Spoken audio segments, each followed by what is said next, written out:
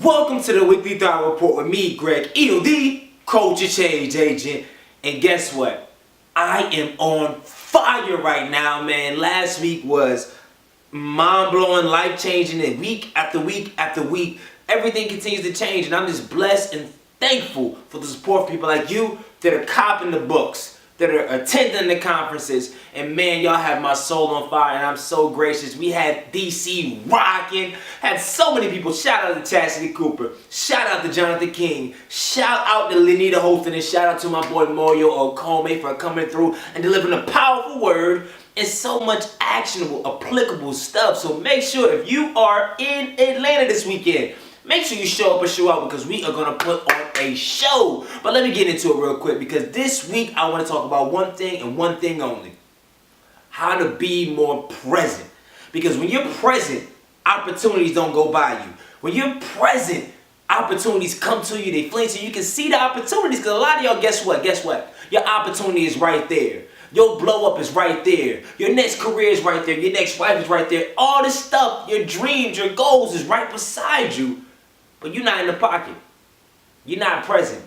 And I want to give you three things, three strategies on how to become more present. Because guess what? If you don't become more present, you're not going to live the life you want to live. And most importantly, you're not going to affect the people you want to affect. Because it's so critical right now because I know so many people that are hurting. So many people with so much talent, so much will that have overcame so much. And their opportunity is right there. But they're missing the opportunity because they're on their phones. They're missing the opportunity because they're double tapping. They're missing the opportunity because when they're in the presence of people that can help them out, they got the earbuds in and they don't want to talk to nobody. So I want to help you open up your mind to become more present, right? So the first thing, and I know this is really simple, but I want to start off simple, right? Because I ain't that deep. Realize what's at stake. If you're not present, then there's opportunities that are right beside you that could change your life, change your parents' life, change your child's life, change your spouse's life. And let me get more practical with it, right? So on the way back from DC, I was on the Amtrak. And there was a young guy, man, I could just tell he had some good energy about him. I said, man, what's going on, man? What's your name? And we had this good, rapport. So I started talking to him. I realized he a real estate investor in Detroit. It gets deeper. So as I get to know him a little bit more, I realized that, there's so many vacant properties in Detroit.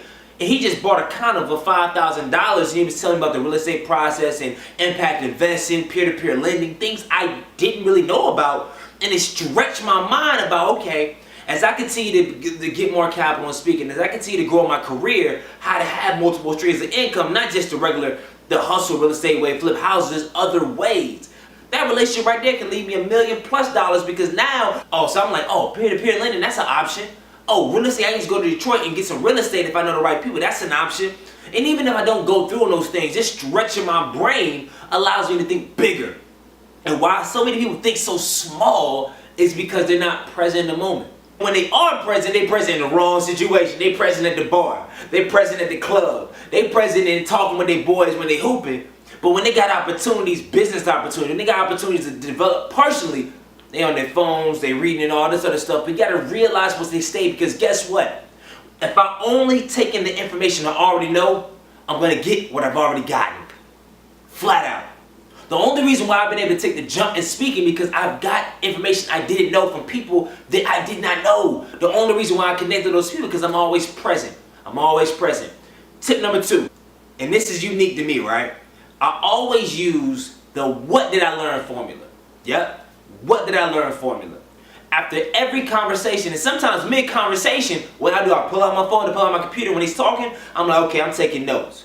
So every single interaction, I don't care if I'm talking to a student, I don't care if I'm talking to a client, I don't care if I'm speaking at a gig. Every single time I have a conversation with somebody, I always ask myself, what did I learn from it? It could be one little nugget, it could be one little thing, and trust me, don't get it confused. Every conversation, I'm not having a notebook or no journal, but I always think, what did I learn from this situation? That allows me to be more present because my mind, while they're talking, I'm like, okay, how can I apply this? Or what does this mean for me?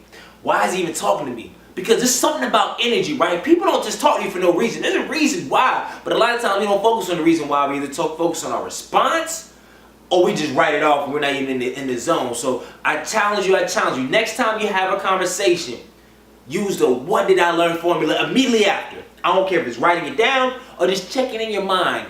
What did I learn? And I guarantee you that will allow you to become more and more and more present in opportunities. Like I'm telling you, I promise you, they're going to come chasing after you. And the third and last point is simple. Look people in their eyes and take a deep breath. Because a lot of times when we enter conversations, one, most people don't look people in the eyes, and when we do, when you take that breath, that allows them the space in your mind, the space, so you can receive the information. Because when you don't take a breath, you're automatically looking like, what can I say next? How can I answer this? You're sped up to always be on reply instead of receiving and listening. So I challenge you, next conversation, right? It's going to be uncomfortable if you're not used to it though. But look people in the eyes and take a deep breath. And while they're talking, that allows you that split second to let the information come. And 9 times out of 10, if you're really, really paying attention and listening, who knows what can come from it? Because we miss so many opportunities, so many blessings, so many life lessons, so many gems because we're not aware, we're not present. And I challenge you, if you can just look people in their eyes, right? If you can just make sure every time, every conversation you say, "Cause what did I learn from this?" And you realize what's at stake, because it could be your life, it could be your business, it could be your marriage, it could be your school system. I don't know what it is, but it could be something that's really critical. What's at stake for being more present? Then I guarantee you'll make that shift and become ever more present to change the freaking culture. So let's get into the weekly thought report. So first and foremost, DC was a phenomenal event. Like I mentioned earlier, we had so many people show up and show out. And I knew it was going to be a phenomenal event because I think I mentioned it on Instagram. I got pulled up on me in the Maserati right when I got out. I was like, "Greg Hill, what it do? How can I help, man?" I was like, I don't know nobody in my circle with a Maserati. I'm trying to like get him registered. He got the black card. My car reader ain't even reading that. And I said, this is going to be a special event, man. And it turned out I met him that day and he immediately added value. He was a part of the Minority Trailblazer event. I gave him 10 minutes on the mic and yo, he just killed it. And he was a value add. Like I'm telling you, if you want to reach out to influencers, if you want to make a difference, don't ask, what can I get? Ask, what can I give? And when you give, you add value, relationships open, and I guarantee you will never go without if you add value. That's a pro tip. All right, second thing that happened, I had the opportunity to speak at North Carolina A&T's Middle College to a astounding group of young men. It was phenomenal. It was long. My first 5-hour presentation, 1-hour keynote, 4 workshop sessions, back to back to back to back to back. But guess what? Stretching myself that way allows me to, I can do it. And also, man, I got a lot of material, a lot of great stuff. Those kids were phenomenal. I will say one thing, and I think I mentioned in my previous LinkedIn post and I mentioned on social media. Make sure you're building up these young men and women. Because there has so many people, specifically, honestly, people of color, but also in general, these young people that are so broken with their confidence because what they see on social media, what they have access to at such an early age. So measure, if you don't do anything today, affirm them the right way. Don't just give trophies for nothing. But affirm them, find out their strengths, find out what they're passionate about, and live and empower that, all right? And the last thing, I found the model. Yes. So for the Minority Trailblazer Live Summit, the first 2 that we've done on the road, Charlotte and DC, I've switched the formula a little bit, and I finally found something that really, really works. The content is so golden, allowing other influencers to get on the platform in a tactical way. And then the takeaways have been so great. So I'm just grateful for having a formula for it. And now we have a template. Atlanta, Houston, Brooklyn, and Bull City is going to be crazy. So if you haven't got your tickets already, you better make sure you get your tickets. GregEHill.com/MTP Live. Make sure you get your tickets, all right? All right. One area for improvement this week. So I've realized over the last couple weeks I've been having way too much screen time. Time on my phone, time on my computer. Of course, 9 times out of 10 doing work, but I gotta work on that. I'm gonna get blue blocker shades. I think Chelsea Williams, and there's so many people that have produced research on the fact that the blue screen emits this light that affects your sleep, it affects your focus, and all these other things. So I'm just being a lot more intentional about making sure that my screen time is less this week. That's what I'm gonna work on. I know I usually do my recommended book, tool, or resource But this is what I want to do, a recommend habit. The habit I want to share is a contact audit. This is for my entrepreneurs, trailblazers, my change agents that are trying to achieve big things. 9 times out of 10, there's somebody currently in your network that can either A, help you out, or B, you can add value to that can really change what's going on right now. So what is a contact audit? All it is simply is going through your contacts and identifying people that are in your space that can help you. I, make sure you know how you need help. And then B, who you could possibly add value to. And I'm telling you, you're going to take a week. Just go through your contacts.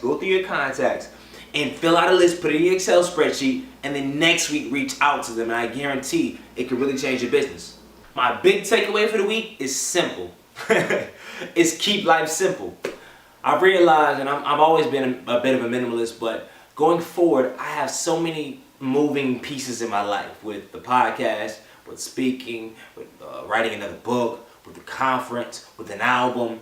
And I don't have a team just yet. I have a couple people that are working with me, but I'm bringing some people on full time soon. And I realized that there's so much value in keeping things simple, keeping your email box uncluttered. Making sure if somebody talks to you, put it on the calendar. And if they're not on the calendar, unless it's somebody that's utterly important, blocking that off. And I'm just really intentional about how I dress, how I work out, to what I eat, how to make it simple as possible. I don't care. I can wear the same outfits every day. I can eat the same thing every day. But my mental capacity is so much better when things are simple, and I don't have to think and process so much, so I can focus all my mental power on how to serve you and also how to serve my business.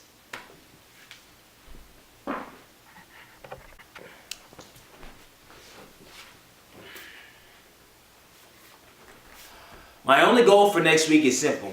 I want to sell my first ticket to my first annual Minority Trailblazer Conference. It can be found at minoritytrailblazer.com, and tickets will go on sale this week. Early bird tickets will be limited, and you better make sure you grab your tickets, because if you think it's tour or something, this conference, oh man, it's going to be crazy, I guarantee it. And last but certainly not least, my challenge to you this week is make a commitment. Make a commitment that you're going to open up and go all in for the rest of 2017. I know that's big, I know that's bold, I know that's broad, but make a commitment. If you watch this video all the way through, make a commitment that you are going to stretch yourself, you're going to be committed, and you are going to go all in, because guess what?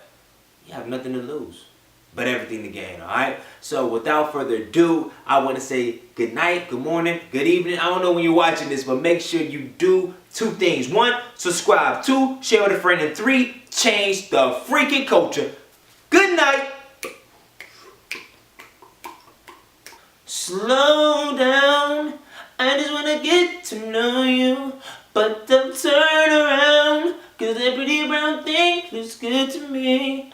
Slow down. Hey guys, make sure you realize that, side note, as I end, I can't sing. I know I can't sing. This is just a joke. People have been emailing me like, yo, Greg, you really need voice lessons. You think you can sing? I can't sing. I know this. It's just fun, all right? Live a little.